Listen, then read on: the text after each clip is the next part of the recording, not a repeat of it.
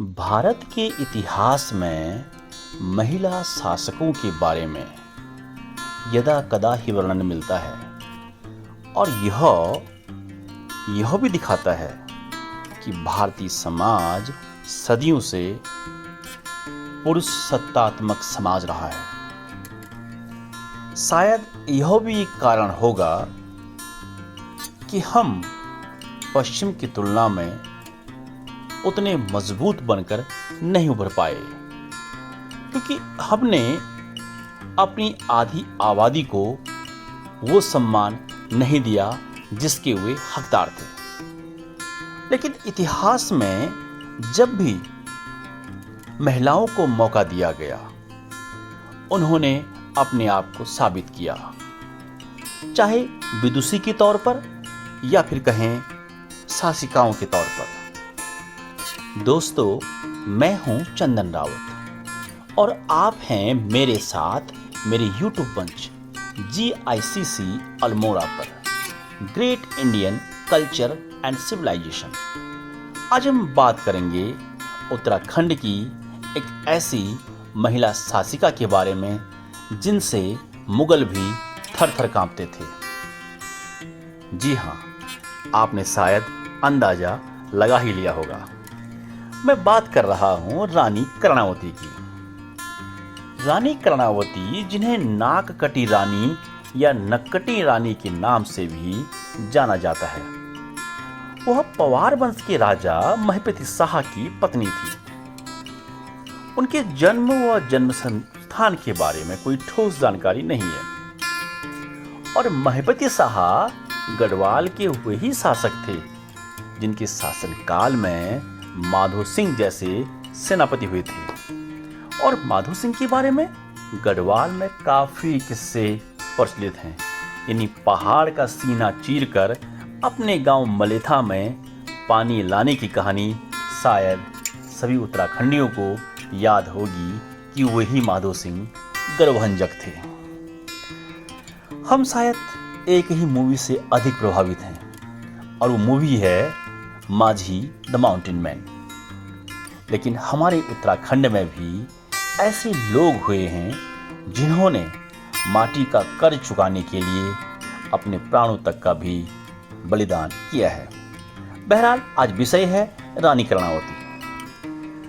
जब महिपति शाह गढ़वाल के राजा थे, तब 14 फरवरी 1628 को शाहजहां का राज्याभिषेक हुआ। और जब शाहजहां मुगल गद्दी पर बैठे तो देश के तमाम राजा आगरा पहुंचे, लेकिन राजा महिपति शाह नहीं गए। कहा जाता है कि इसे शाहजहां ने अपना अपमान समझा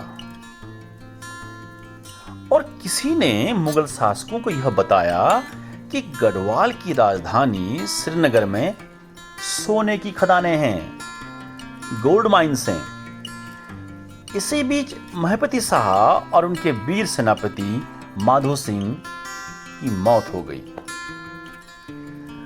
राजा महिपति शाह की मृत्यु के समय उनके पुत्र पृथ्वीपति शाह केवल 7 साल के ही थे।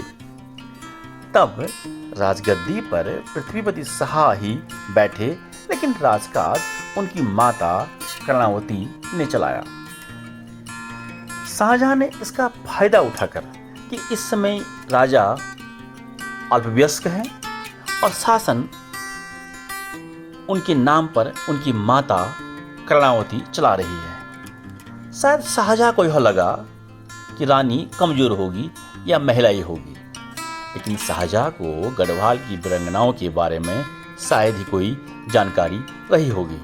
इसीलिए उन्होंने यह दुस्साहस किया और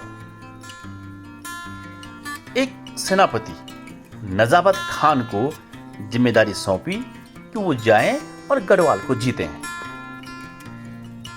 निकोलो मनुची ने अपनी किताब में लिखा है कि मुगल जनरल 30,000 घुड़सवारों और पैदल सेना के साथ गढ़वाल की तरफ कूच कर गया। गढ़वाल के राजा यानी रानी कर्णावती ने उन्हें अपनी सीमा में घुसने दिया, लेकिन जब वे वर्तमान समय के लक्ष्मण झूला जो कि ऋषिकेश में है कि आगे बढ़े तो उनके आगे और पीछे जाने के सभी रास्ते रोक दिए गए। गंगा के किनारे और पहाड़ी रास्तों से अनभिज्ञ मुगल सैनिकों के पास खाने की सामग्री समाप्त होने लगी। मुगल सेना कमजोर पड़ने लगी और ऐसे में सेनापति ने गढ़वाल के राजा के पास संधि का संदेश भेजा, लेकिन रानी कर्णावती ने उसे ठुकरा दिया। अब मुगल सेना की स्थिति और बदतर हो गई, लेकिन रानी कर्णावती ने मुगलों को सजा देने का एक तरीका निकाला। उन्होंने संदेश भिजवाया कि वह सैनिकों को जीवनदान दे सकती है, लेकिन इसके लिए उन्हें अपनी नाक कटवानी होगी। मुगल सैनिकों के हथियार छीन लिए गए और आखिर में उनके एक एक करके नाक काट दिए गए। कहा जाता है कि जिन सैनिकों की नाक काटी गई उनमें सेनापति नजाबत खान भी शामिल था। वह इस घटना से काफी शर्मसार हुआ और उसने मैदानों की तरफ लौटते समय अपनी जान दे दी। उस समय रानी कर्णावती की सेना में एक अधिकारी दोस्त बेग हुआ करता था, जिसने मुगल सेना को परास्त करने और उसके सैनिकों को नाक कटवाने की कड़ी सजा दिलाने में अहम भूमिका निभाई। यह घटना 1640 के आसपास की है। कुछ इतिहासकार रानी कर्णावती के बारे में इस तरह से बयां करते हैं कि वह अपने विरोधियों की नाक कटवाकर उन्हें कड़ा दंड देती थी। इनके अनुसार कांगड़ा आर्मी के कमांडर नवाजत खान की अगुवाई वाली मुगल सेना ने जब दून घाटी और चंडी घाटी को अपने कब्जे में कर लिया, तब रानी कर्णावती ने उनके पास संदेश भिजवाया कि वह मुगल शासक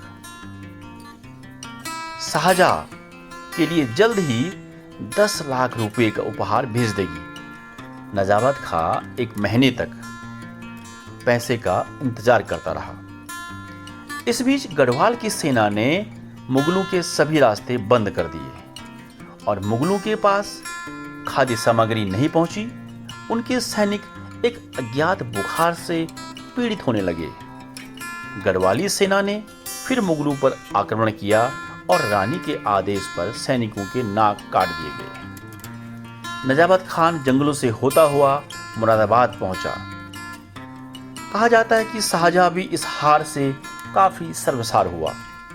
उसने बाद में अरीज खान को गढ़वाल पर हमले के लिए भेजा, परंतु वह भी दून घाटी से आगे नहीं बढ़ पाया। बाद में शाहजहां के बेटे औरंगजेब ने भी गढ़वाल पर नाकाम हमला करने की असफल कोशिश की।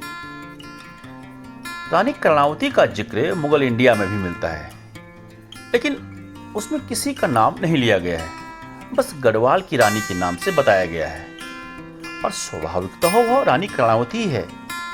मुगल इंडिया में मनुची ने 1653 से लेकर 1708 के बीच का इतिहास लिखा है, क्योंकि मुगलों ने 1640 के आसपास गढ़वाल पर हमला किया था।